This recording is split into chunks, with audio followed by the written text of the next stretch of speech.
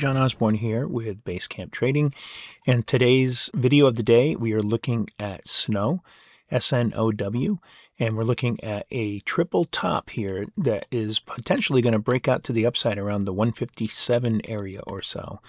I've got 157.84 as the high pivot. That's the highest of the three here, 1, 2, and 3.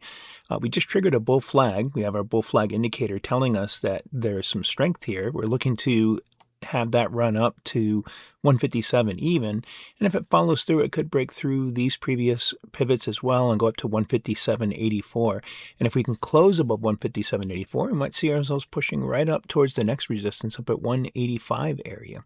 This happened back here at the 185 area where we went up and had 1, 2, and like a retest here.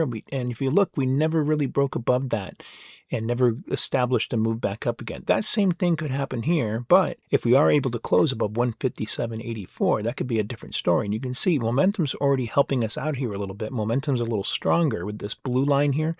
It's going up a little stronger than it was over here. It wasn't quite making it to the midpoint of the MQ momentum indicator here. So there's a potential we could see a push higher here, fueled by this extra bull flag that triggered.